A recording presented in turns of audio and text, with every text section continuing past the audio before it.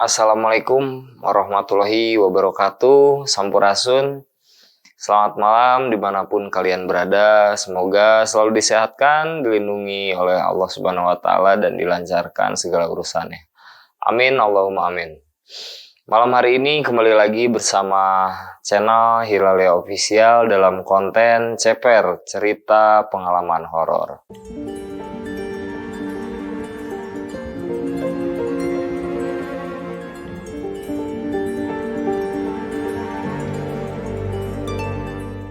Dan malam ini saya kedatangan narasumber atau bintang tamu, seorang wanita yang konon katanya dari awal dia masih umur sekitar 4 atau 5 tahunan menduduki di pendidikan taman kanak-kanak. Beliau mempunyai teman yang tidak wajar. Sosoknya seperti manusia biasa, mereka bercanda gurau, bermain bersama, dan selalu menjaga beliau. Dan beliau pun merasa nyaman, lebih nyaman berteman dengan satu atau beberapa sosok goib tersebut. Mungkin tidak lama-lama saya panggilkan saja langsung narasumbernya untuk bercerita, berbagi pengalamannya kepada kalian semua. Halo semuanya, perkenalkan sebelumnya, nama saya Lisna. Sekarang usia saya 21 tahun dan tinggal di Kota Bandung. Di sini ceritanya dimulai dari umur saya itu sekitar 4 tahun kayak waktu saya masih TK. Jadi waktu itu posisinya yang namanya anak TK itu sering main gitu kan, kayak yang namanya anak kecil dunianya bermain gitu kan. Terus posisinya orang tua saya itu sering pergi-pergian dan saya itu ditemaninnya sama suster. Kebetulan gak selalu ada juga susternya, jadi ada beberapa waktu di mana si susternya itu gak nemenin saya gitu.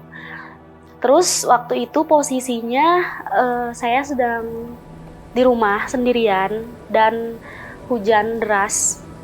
Itu sekitar jam 3 sore gitu. Anak TK jam segitu biasanya disuruh tidur siang gak sih? Kayak gitu kan. Posisinya setelah saya pulang TK itu, pulang sekolah istilahnya, disuruh tidur siang, terus udah kayak gitu saya tidur, tapi kebangun waktu jam 3-an itu.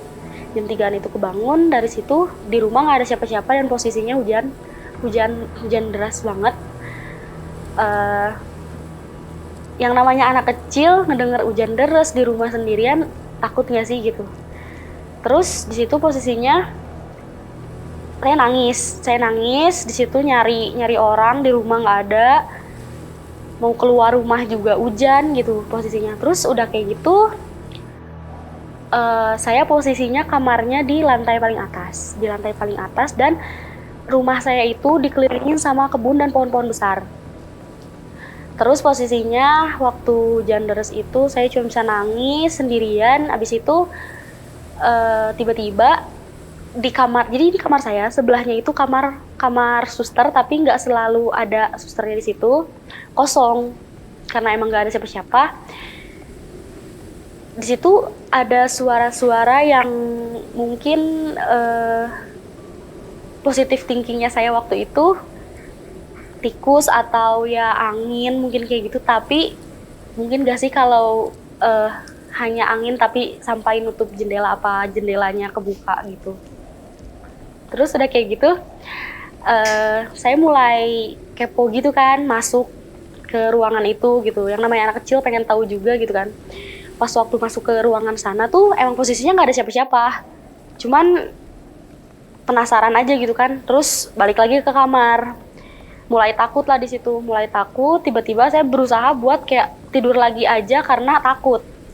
Di situ posisinya hujannya tuh kayak nggak berhenti gitu. Terus udah kayak gitu tidur juga nggak bisa gitu kan, posisinya takut. Tiba-tiba ada yang nyamperin, kayak ada yang gimana ya istilahnya, ada yang nemenin lah gitu, ada yang nemenin gitu. Terus di situ saya mikir kan kayak ini sus bukan ya gitu. Waktu kecil tuh mikir kayak gitu kan. Tapi kan sus pulang, nggak mungkin datang pas hujan juga, atau ibu gitu, atau siapa gitu, mikirnya kayak gitu.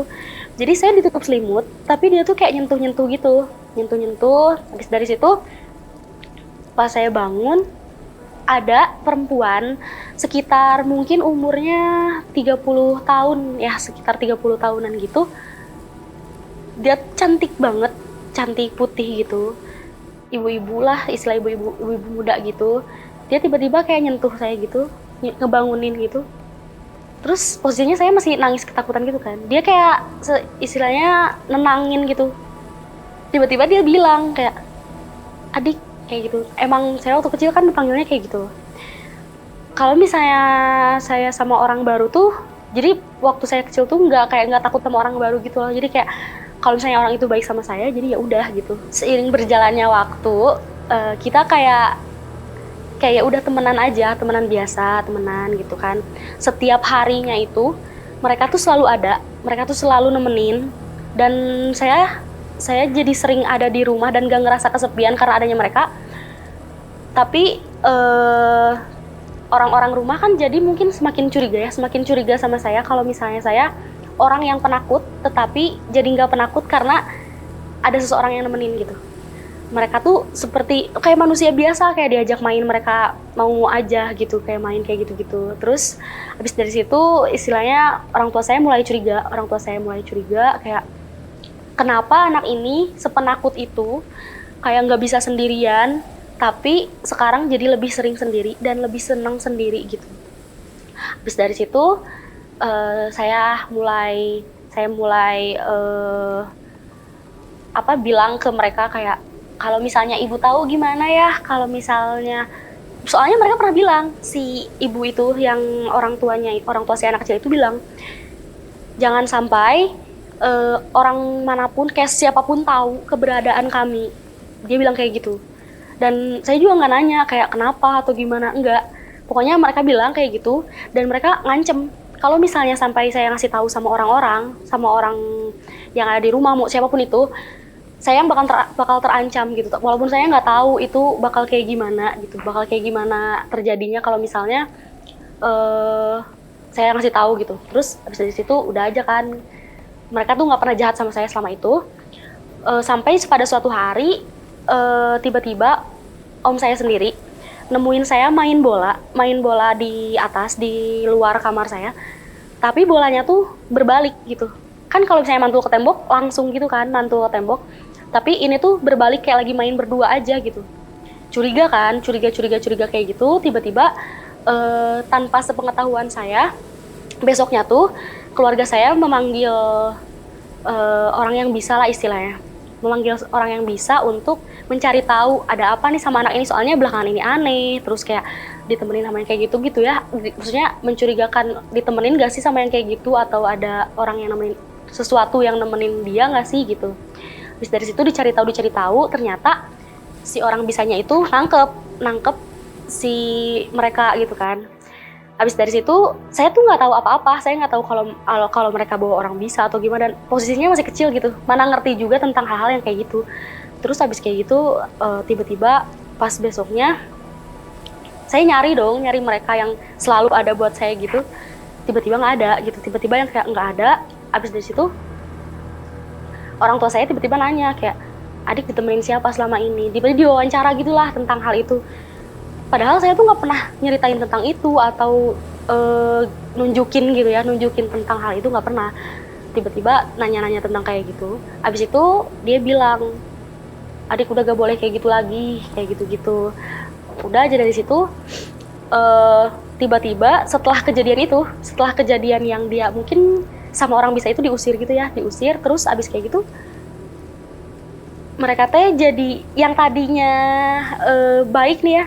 Dan mereka kan dari awal udah bilang, kalau sampai orang-orang tahu tentang keberadaan dia, aku yang terancam gitu kan.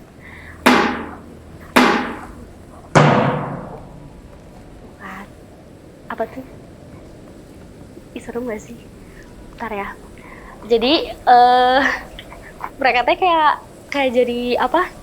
Itu udah apa sih? Ada gitu? Nggak mungkin kali ya. Nggak apa-apa sih, senang juga. Terus udah kayak gitu, mereka tuh kayak ngerasa terancam karena diusir ya gimana?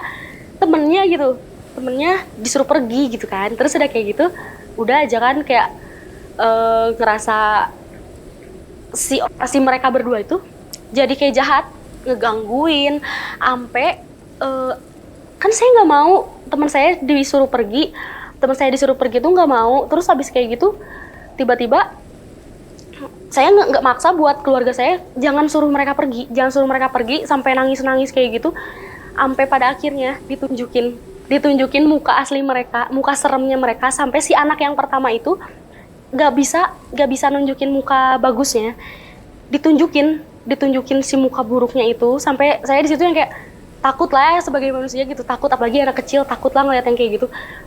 Itu digangguinnya kayak setiap malam. Jadi mereka kan pasti ngancamnya cuma ke saya doang gitu, karena saya yang temenan sama mereka setiap malam pasti ngegangguin sampai lampu jatuh kayak gitu-gitu. Sampai pernah waktu di toilet saya lagi mandi sendiri, posisinya pagi-pagi jam 6 gitu, lagi mandi sendiri, tiba-tiba dianya ngejatuhin sabun-sabun gitu. Jadi sabunnya kan ada di rak atas gitu ya, terus mereka jatuhin yang kayak bener-bener brek jatuh semua. Abis itu ya gimana sih orang yang ngerasa ada gitu, karena emang mereka kenal sama saya sebelumnya, orang yang ngerasa ada gitu. Jadi jahat tuh benar-benar jadi jahat, jadi yang kayak kok jadi kayak gini gitu. Ternyata emang ancaman mereka yang bilang jangan sampai ada orang yang tahu tuh mungkin mereka ngerasa nggak semua orang itu suka gitu mungkin sama mereka. Tapi di situ posisinya kayak saya sedih juga sih, kayak mereka tuh baik banget sebenarnya. Kalaupun misalnya sampai jadi sedih, kalaupun misalnya mereka sampai sekarang ada pun kayak seneng sih, kayak merasa ditemenin aja gitu, kayak gitu. Jadi kalau misalnya dibilang kangen sama mereka, ya kangen juga gitu, karena baik banget di saat orang-orang ninggalin gitu, di saat orang-orang pada pergi, mereka ada gitu sih. Apalagi ya, terus jadi posisinya setelah dari situ mereka nggak pernah balik lagi. Ada beberapa saat mereka balik lagi tuh cuman buat balas dendam doang sama aku, bukan buat baik lagi sama aku. Jadi mereka tuh mungkin nggak mau tahu ya aku pernah baik apa gimana. Mereka jahat banget lah gitu istilahnya. Cuman kalau misalnya mereka bisa ngertiin kayak ini bukan yang gue mau kok gitu. Gue pengennya kalian masih ada di sini juga gitu. Kayak gitu sih, kayak dibilang kangen ya kangen banget juga. Mereka tuh pernah beberapa saat kayak balik lagi datang ke kehidupan saya. Cuman tahu nggak sih yang kayak di cerita-cerita horor yang emang beneran ngewujudin muka asli, yang bener-bener bukan muka asli, muka horornya mereka gitu. Yang kayak bener-bener itu yang tadi saya ceritain, perempuan umur 35 tahun yang sekitar 30 tahunan itu bener-bener kayak serusak-rusaknya, yang kayak ngerti gak sih muka yang horor, yang kayak mukanya tuh kayak kebakar gitu, ngerti gak sih, yang kayak mayat yang udah lama gitu. Dan anak kecil yang laki-laki yang nggak pernah ditemuin sama saya itu, dia tuh nggak pernah bisa berubah wujud yang jadi bagus gitu. Dan ditunjukin itu benar-benar yang kayak si telinganya pun keluar kayak cairan gitu, ngerti gak sih, keluar cairan gitu, yang itu serem banget sih. Anak kecil putih, jadi dia tuh mungkin pada dasarnya emang anak kecil nggak bule sih, kayak putih gitu, cuman jadi kayak buruk kayak gitu, mukanya kayak ijo-ijo gitu. Terus abis itu kayak keluar air gitu dari telinganya. Mereka tuh yang kayak benar-benar ngagetinnya tuh yang kayak ngagetin. Mereka datang selalu bertiga setelah kejadian itu, mereka selalu bertiga yang kayak benar-benar lu harus tahu nih gitu, gara-gara lu jadi kayak gini gitu, jadi diusir lah, jadi kayak gitu, kehidupan mereka jadi hancur gara-gara jadi kayak mereka udah nyaman tempatnya di situ, disuruh pergi gitu istilahnya kayak gitu. Itu benar-benar sampai kan mungkin semua orang juga jadi risih karena mereka kayak gitu. Jadinya bukan cuman saya doang yang digangguin posisinya, serumah itu pernah jadi kedatengin semua. Jadi yang pernah lihat sampai gelas-gelas ada yang dijatuhin, sampai kayak satu rumah itu parno banget lah sama kejadian itu. Jadi istilahnya mereka tuh dendamnya tuh sama saya doang, tapi karena mungkin marah keberadaannya diganggu, disuruh pergi gitu kan, kayak gitu gak akan pernah balik lagi, dan mereka juga gak akan ngerti kalau misalnya mereka tuh disuruh pergi karena apa gitu. Itu benar-benar yang anak perempuan yang tadi itu rambutnya pendek gini sebahu, tapi dia nggak terlalu buruk sih, lebih buruk yang anak laki-laki yang pertama tadi. Yang anak perempuan itu mah masih berbentuk gitu, ngerti gak sih? Kalau yang anak laki-laki itu udah yang kayak udah hancur banget lah, kayak serem gak sih nyeritainnya? Kayak aduh, gak pernah nyangka sih bisa ngelihat yang kayak gitu dulu. Cuman pengalaman juga kan namanya, ngelihat yang kayak gitu sampai itu yang horornya tuh si yang ibu-ibunya itu bisa mangapnya tuh kayak gede banget gitu, kayak mangap gede banget.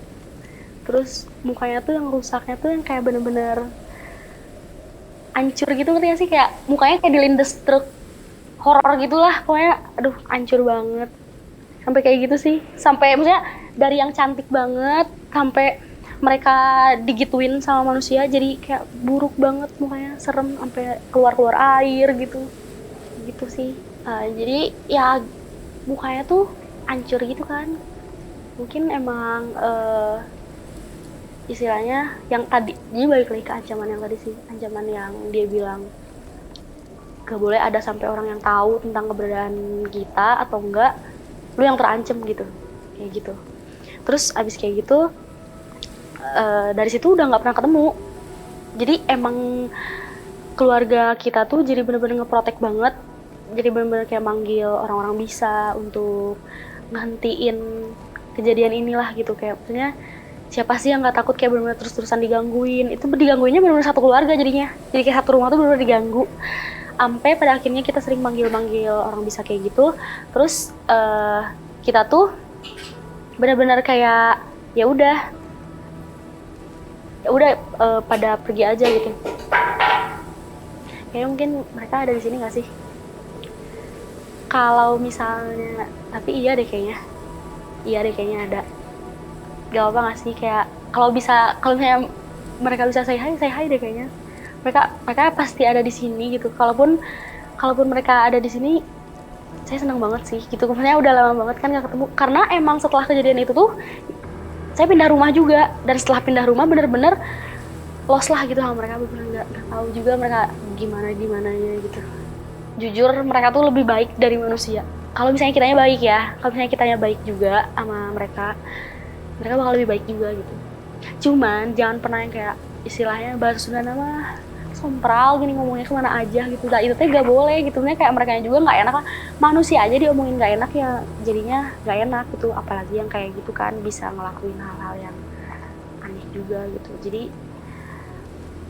ngedengar sesuatu gak sih? Tadi ada gimana gitu.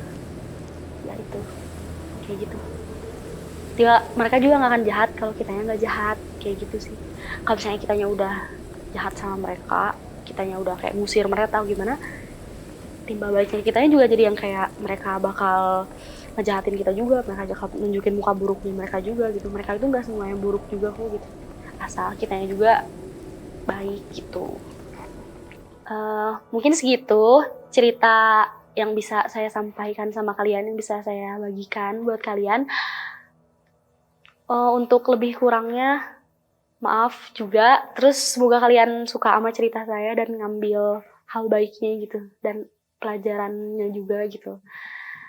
Jadi terima kasih udah yang mau denger dan sampai sini dengernya gitu, gak di skip. Thank you. Ya, mungkin segitu aja cerita dari narasumber kita. Mudah-mudahan bermanfaat bagi kita semua. Ambil yang baiknya, buang yang buruknya. Jangan lupa bahagia. Terima kasih. Assalamualaikum warahmatullahi wabarakatuh.